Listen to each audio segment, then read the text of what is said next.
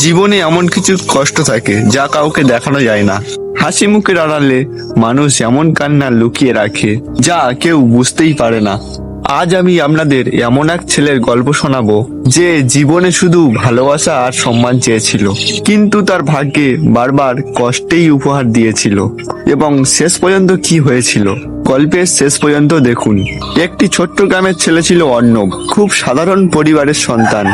বাবা দিনমজুর, মা অন্যর বাড়িতে কাজ করতেন। সংসারে অভাব ছিল, কিন্তু ভালোবাসার কোনো অভাব ছিল না।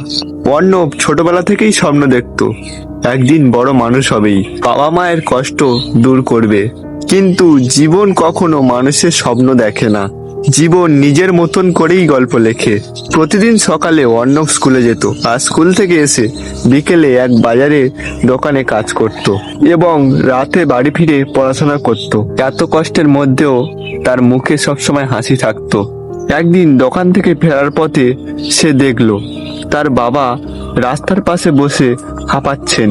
সারাদিন রোদে কাজ করে শরীর আর চলছিল না, এবং সেই দেখে অর্ণব তার বাবাকে ধরে বাড়ি নিয়ে এলো। সেই রাতে বাবা শুধু একটি কথা বললেন, বাবা, আমি হয়তো বেশি দিন তোমাদের পাশে থাকতে পারবো না, কিন্তু তুই কোনোদিন সৎ পথ ছাড়বি না। অর্ণব তখন বুঝতেই পারেনি এই কথাগুলো হয়তো তার বাবার শেষ উপদেশ। কয়েকদিন পর বাবা হঠাৎ অসুস্থ হয়ে পড়লেন। হাসপাতালে ভর্তি করার মতন টাকা ছিল না, এবং গ্রামের মানুষ যতটা পারলো চেষ্টা করলো, কিন্তু সব চেষ্টাই বৃথা হলো। এক ভোরের বেলা অর্ণব তার বাবাকে চিরদিনের মতন হারিয়ে ফেললো। সেদিন সে প্রথমবার বুঝলো পৃথিবীর সবচেয়ে বড় কষ্ট হলো প্রিয় মানুষকে হারানোর কষ্ট। বাবার মৃত্যুর পর পুরো সংসারের দায়িত্ব এসে পড়ল তার কাঁধে। সে পড়াশোনার পাশাপাশি সারাদিন কাজ করত। নিজের জন্য সে ভালো জামা কিনত না, এমনকি ভালো ভালো খাবারও খেত না। শুধু চাইতো তার মা যেন একটু ভালো থাকেন। বছরের পর বছর কেটে গেল। একদিন শহরে একটা ছোট্ট চাকরি পেল অর্ণব। বেতন খুব বেশি ছিল না, কিন্তু সে খুশি ছিল। সে প্রতি মাসে মায়ের হাতে টাকা পাঠাতো, এবং মা তাকে ফোনে বলতেন, বাবা, নিজের জন্য কিছু রাখ।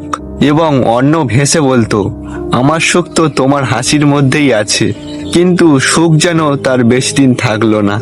একদিন অফিস থেকে ফেরার সময় তার ফোন এলো।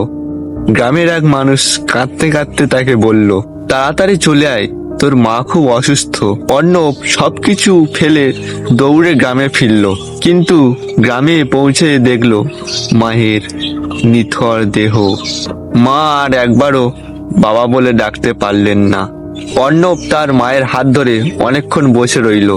তার চোখে জল ছিল, কিন্তু মুখে কোনো শব্দ ছিল না। কারণ কিছু কষ্ট এত বড় হয় যে তখন কান্নাও থেমে যায়।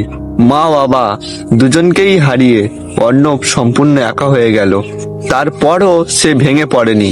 সে ভাবলো, যদি আমি হেরে যাই তাহলে বাবা মায়ের সব স্বপ্ন হারিয়ে যাবে। তাই সে আবার নতুন করে জীবন শুরু করলো। দিনে কাজ আর রাতে পড়াশোনা। বছরের পর বছর কঠোর পরিশ্রম করার পর সে একটা ভালো চাকরি পেল। আজ তার বড় গাড়ি আছে, বড় বাড়িও আছে, মানুষও তাকে সম্মান করে। কিন্তু প্রতিদিন রাতে যখন ঘরে একা বসে থাকে, তখন দেয়ালে টাঙানো বাবা মায়ের ছবির দিকে তাকিয়ে শুধু একটা কথাই বলে, আজ সব আছে, কিন্তু তোমরাই নেই। অনেকে ভাবে মানুষের টাকা থাকলে মানুষ সুখী হয়, কিন্তু সত্যিটা হলো, যাদের জন্য মানুষ সফল হতে চায়, তারা যদি সেই সফলতা দেখার জন্য বেঁচে না থাকেন, তাহলে সেই সফলতার আনন্দ অসম্পূর্ণ থেকে যায়। অর্ণব এখনো প্রতিটি অসহায় মানুষকে সাহায্য করে, কারণ সে জানে অভাবের কষ্ট কি, ক্ষুধার কষ্ট কি, আর প্রিয় মানুষকে হারানো কষ্ট কতটা গভীর। বছর কয়েক পরে গ্রামের স্কুলে তাকে অতিথি হিসাবে ডাকা হলো। মঞ্চে দাঁড়িয়ে অর্ণব বলল, জীবনে অনেক কিছু হারিয়েছি, কিন্তু একটা জিনিস হারাইনি, সেটা হলো সৎ থাকার সাহস। যদি তোমাদের কোনোদিন কষ্ট আসে, তাহলে তোমরা পাল্টে যেও না, কারণ কষ্ট মানুষকে শক্তই করে, আর সেই শক্ত মানুষের একদিন অন্যের জীবনে আলো হয়ে ওঠে। সেদিন পুরো মাঠ নিস্তব্ধ ছিল, আবার অনেকের চোখে জল।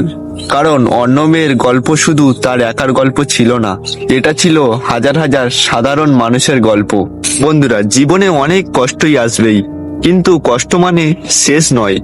কখনো কখনো কষ্ট আমাদের এমন জায়গা পৌঁছে দেয় যেখানে একদিন আমরা নিজেরাই অবাক হয়ে যাই। যদি গল্পটি আপনাদের হৃদয় ছুঁয়ে যায় তাহলে ভিডিওটিকে লাইক করুন, শেয়ার করুন এবং পার্থ স্টোরি টিভিকে সাবস্ক্রাইব করতে ভুলবেন না। আবার দেখা হবে নতুন একটি বাস্তবধর্মী গল্প নিয়ে। টাটা, সবাই ভালো থেকো।